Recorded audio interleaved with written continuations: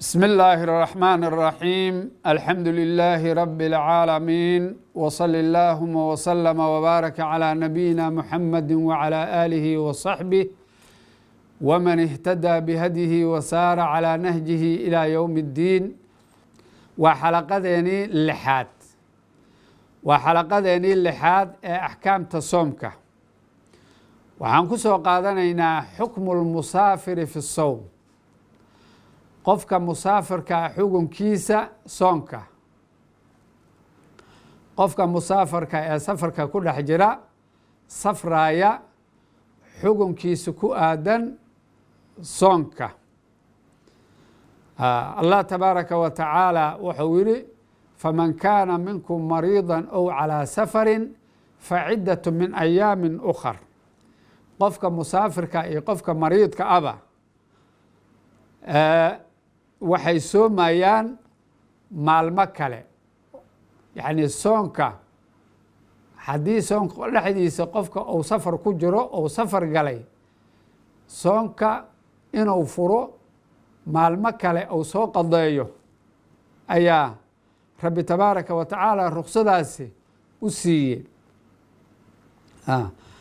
marka qofka musaafirka ah asawmu fi safar lahu ثلاث xaalaatin soonka dhexdiisa oo la safro qofka musaafirka ah waa saddex xaaladood mid waaye xaaladda koowaad haddii uusan ku dhibtoonaynin soonka ninka waa musaafir laakiin in uu soomo kuma dhibtoonayo wax dhiba soo gaaraya ma jirto waana musaafir xilligan oo kale oo diyaaradda yacni lagu safraayo sida degdega meesha aad rabto u gaaraysid inta badanna wax dhiba qofka sooman aan soo haleelaynin qofkaas oo kale fa sawmu afdal inuu soomo ayaa u fadli badan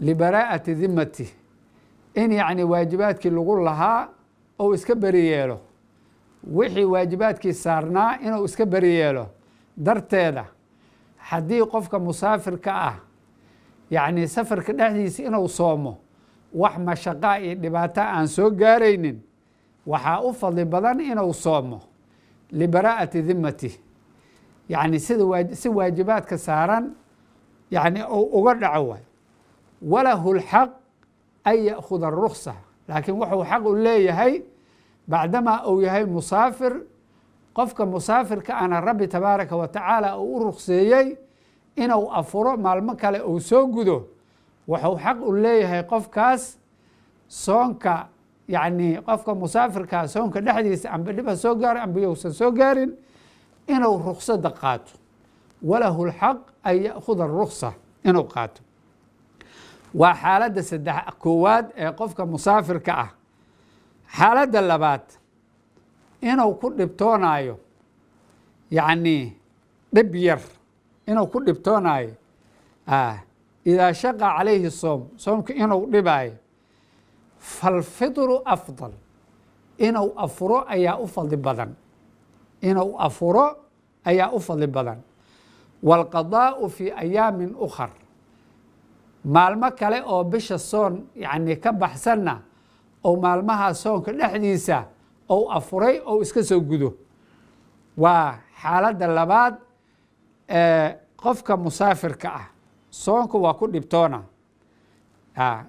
ku dhibtoonaa fitriga iyo afuridda ayaa u fadli badan inuu iska afuro ayaa fadli badan waalqadaa'u fii ayaamin ukhar maalmo kale oo bisha ramadaan ka baxsanna uu soo qadayo nabiga calayhi salaatu wasalaam iyo asxaabtiisa marka ay safraayaan qaarna way soomaayeen qaarna way afuraayeen inta soonka inta safarka dhexdiisa lagu jiro kan oo yacni soomayna kan afuray ma eedaynaynin kan afuranna kan sooman ma eedaynaynin wayna isla jireen ayagoo musaafir isla ah nebigina uu la jiro qaarna way soomayeen qaarna way furaayeen.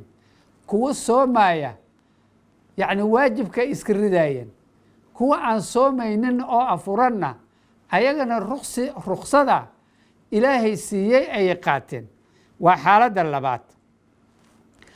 xaaladda saddexaad, idaa tadarara, haddii uu aad u dhibtoonayo, ou khaafa alhalaaku, in yacni dhibaato ay soo gaarto ou ka baqo, dhibaato ziyaada inay soo gaarto, haddii asigoo musaafira uu soomo dhibaato dheeriya inay soo gaarto haddii uu ka baqo, fa sawmu xaraamun, inuu soomo markaa waa xaaraan, mamnuuc waaye. wayajibu calayhi alfitr, inuu afuraa waajib ku ah ninkaas. waalqadaa'u fii ayaamin ukhar, inuu soo qadeeyo maalmo kale oo ka baxsan bisha barakaysan ee ramadaan. waa xaaladda saddexaad qofka sooman. nebigu wuxuu arkay qof yacni waab loo dhisay la hoosinayo, markaasaa wuxuu yihi ninkan maxaa ku dhacay? markaasaa waxaa la yihi rasuul allow waa sooman yahay. asxaabtii iyo nebigeena kulli waa safaray ku jiraan. markaasaa nebigu wuxuu yihi laysa min albiri alsawmu fi safar, yacni biriga iyo taacada kama mid aha soon safarka dhexdiisa la soomo. waa haddii yacni mashaqo iyo dhibaato yacni qofka musaafirka ay soo haleelayso. marka waa qofka musaafirka ah saddexdaas xaaladood oo u kala baxa. marka qofka ruksada qaadanaya, ruksada allah tabaaraka wa tacaala siiyey, faman kaana minkum mariidan ow calaa safarin faciddatu min ayaamin ukhar. qofka ruksadaas qaadanaya waxaa shardi ah kow an yakuuna asafaru mima yajuusu macahu qasru salaad. safarka horta inuu ahaado masaafatu lqasri, inuu ahaado uusan ka yaraanin meesha salaada loo gaabinaya, yacni inuu ahaado waa 16 farsakh. an yakuuna safar mima yajuusu macahu qasru salaad. 2 anlaa yanwi lmusaafiru, qofka musaafirka inuusan niyoonin aliqaamata fi lbalad alatii saafara ilayha, yacni nagaasho inuusan niyoonin. ninkan waa safray, meesha uu danka ka lahayo gaaray, inuu dee soo laabto waaye sida qorshaha uu yahay. beledkaas uu gaaray inta uu joogo inuu yacni iska afurow leeyahay. marka inuusan niyoonin in meesha uu ku negaanayo. haddii uu ku negaanayo niyatuliqaama haddii uu la yimaado bas waaye, yacni ma afuri karo. waa an laa yanwiya almusaafiru aliqaamata fi lbalad aladii saafara ilayha. 3 an yakuuna safaru fii amrin mubaaxin laysa fiihi macsiyat lilah. qofka safarkiisa inuu ahaado safar mubaax ah, safar bannaan inuu ahaado. marka ninka loo ogol yahay inuu qaato ruksada alla siiyey tabaaraka wa tacaala, faman kaana minkum mariidan ow calaa safarin faciddatu min ayaamin ukhar. ruksadaas marku qaadanaya waxaa shardi ah in safarkiisa uu yahay safar mubaaxa, sida yacni ganacsiga u socdaa, sida yacni waalidiinta inuu soo booqdo u socdaa, sida yacni qaraabada inuu soo booqdo u socdaa, yacni saaxiibo inuu soo booqdo u socdaa, xajkow u socdaa, cimrow u socdaa. safarkiisa inuu yahay safar bannaan. haddii safarka uu yahay safaru macsiya, inuu qof soo dilo u safraa, ruksada ma qaadan karo. markaas safarkiisa haddii uu yahay safaru macsiya ma qaadan karo ruksada rabbi tabaaraka wa tacaala siiyey. wa an yakuuna safaru fii amrin mubaaxin laysa fiihi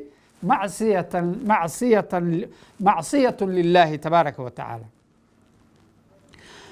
xalaqadeeni 6aad oo aan maanta ku soo qaadanay xukmu lmusaafiri fi sawm, halkan ayaan ku simaynaa. wa subxaanaka allaahuma rabbana wa bixamdik ashhadu an laa ilaaha ilaa ant astagfiruka wa atuubu ilayk.